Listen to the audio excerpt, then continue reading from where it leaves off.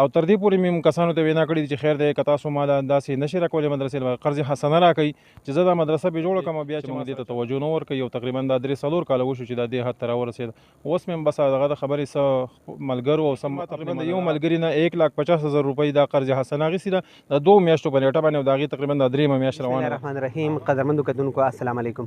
دا وخت راغلی یو چینارانو بازار سره نږدې جامعه سمیه لیل بنات کومه چې زیر تعمیر مدرسه ده، په دې مدرسه کې ولاړ یو. د ډېر وخت نه د دې مدرسې افتتاح شوې ده. نن مولانا صاحب سره زموږ ملاقات وشو چې دا مدرسه د ډېر وخت نه په دې باندې کار بند دی، دغه کار نه کیږي. څه مشکلات دي ځکه چې دا مدرسې چې کوم دي نو دا زموږ په تعاون باندې چلیږي چې ټول مسلمانان به په دې مدرسه کې تعاون کوي او دا زموږ د شراکت کار دی ځکه چې دنیا په دې مدرسو او جوماتونو باندې آباده ده. مولانا صاحب سره ملاقات کړی دی، دلته راغلي یو د دې مدرسې په باره کې د دوی نه تپوس کوو. مولانا صاحب څه مشکلات دي؟ تاسو ډېر وخت نه دا مدرسه موږ په دې لاره باندې ځو نو ولې کار نه کیږي؟ څه مشکلات دي یا تاسو نه محلې د طرفه کمی دی یا د نورو خلکو نه یا تاسو چاته څه اپیل کول غواړئ نو هغه هم راته ووایئ. ډېره مننه. اصل خبره دا ده تقریبا 3-4 کاله وشو چې د دې زموږ افتتاح کړې ده او بیا څه خو بس زموږ هم غفلت او کوتاهي ده، خو زموږ د محلې تقریبا 30-32 کسان هغه کسان چې هغه زموږ د دې مدرسې او د دې جومات سره تعلق دی هغه په سعودي عرب کې دي، نو د هغوی د طرف نه مو د ډېرو کسانو د طرف نه کمی دی چې زموږ سره تعاون وکړي.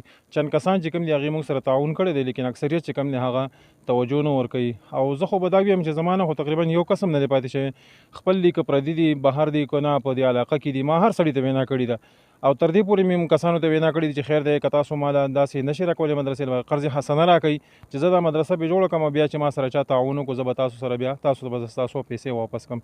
نو له دغې وجې نه چې دا زموږ د ملګرو د ټولو مشترکه چې کوم دی هغه غفلت دی چې موږ دې ته توجه نه ورکوي او تقریبا دا 3-4 کاله وشو چې دا دې حد ته راورسېده. اوس مې هم بس هغه د خبرې څه ملګرو او سم اپنې مدد آپ هغه دغه باندې چې کوم دی دا شی شروع کړی دی وصل الله رب العزت دې مخکې سر ته ورسوي او د ملګرو نه زموږ هم پوره مطالبه ده چې هغه زموږ سره بھرپور تعاون وکړي.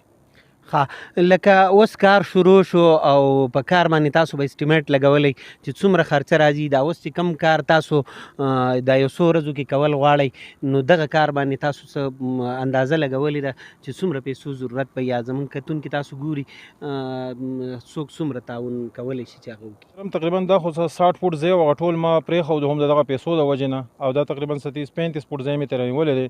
نو په دې باندې تقریبا ما ته 70-75 بورۍ چې کوم دی 70-75 بیگ سیمټ چې کوم دی صرف د لنټره پورې پاس چې کوم دی هغه بیا جدا ده او دغسې ورسره تقریبا د 1 لاک 1.5 لاکو پورې دا تقریبا د سریع خرچه پرې راځي او تقریبا د 8-10 ډاینې چې کوم دی ما ته دغه پورې ویلي د کرش او ورسره داسې شګه دا خرچه چې کوم دی دا فی الحال صرف او صرف د لنټره پورې راځي او مدرسه چې کومه ده هغه به زموږ بیا د دې د پاسه وي. د هغې نه نور علاوه که څه خرچې راځي نو قرض به کوئ؟ نو لازمي خبره ده چې قرض به ځکه کوو چې زمونږ هغه چې کوم دی هغه دا د بناتو مدرسه ده ولاندې زمونږ د بناتو ترتیب نه کېږي هغه د پاسه کېږي. نو د پاسه دا خو ما چې تاسو دا کم اسټیمیټ بیان کړو نو دا خو صرف د دې لاندې دی او دا موږ سره غالبا چې دغې پورې ایله پوره شي بقایا بره چې څومره دی نو هغه بیا ټوټل هغه موږ سره څه نه شي نو د هغې دپاره به هم قرض حسنه کوو. په دې کې ما تقریبا د یو ملګري نه 1,50,000 روپۍ دا قرض حسنه اخیستې ده د 2 میاشتو په نیټه باندې او د هغې تقریبا دا 3 میاشت روانه ده. هغه هم هغې ته معذرت وکړو چې تاسو ماته لږ نور هم انتظار وکړئ بیا تاسو له به زه په قلاره درکړم.